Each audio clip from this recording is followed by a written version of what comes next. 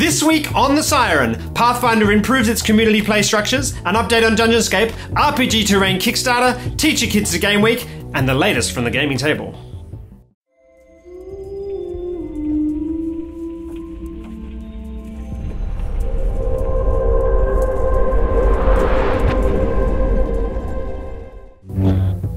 Paizo, the publisher of industry-leading fantasy role-playing game Pathfinder, a company with a big reputation for listening to its customers, has announced significant adjustments to its organised play system.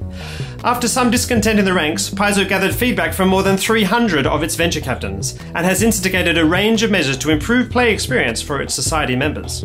Changes include beefing up the role of factions and the continuing story in the world of Golarion, shortening the run time of some scenarios which had started to become lengthy and sometimes difficult to complete, and most importantly, a reduction in the complexity of rules understanding required to pick up and run any given module. Pathfinder need not be, but often is, a very complicated game. And anything that helps GMs jump right in and run cinematic evenings without needing a textbook knowledge of every possible rule variation sounds great to me. Just give a +2. That's one of the first rules I ever learned.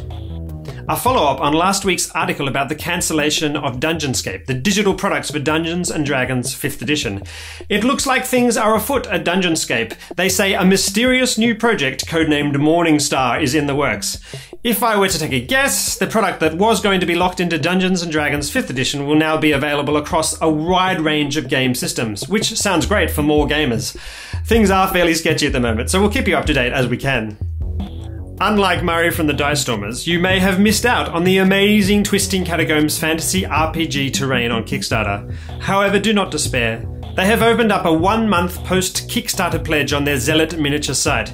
You can find links to everything we talk about on the Syrin in the video description below.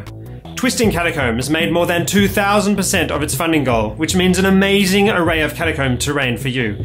But be quick, it's only open till the end of November. If you miss out, you don't want it, or are unsure, then just keep watching the Dicestormers and you're sure to see them when Murray runs a Twisting Catacomb of his own. Teach Your Kids to Game Week is drawing to a close, but don't let that stop you from buying one of the many child-friendly RPGs on the market. Personally, I've really enjoyed teaching my children to play Pathfinder, and if you're needing something for a younger audience, there are many games which are easy to pick up and run, like Hero Kids, a fast-paced D6 system designed to be approachable and easy to understand.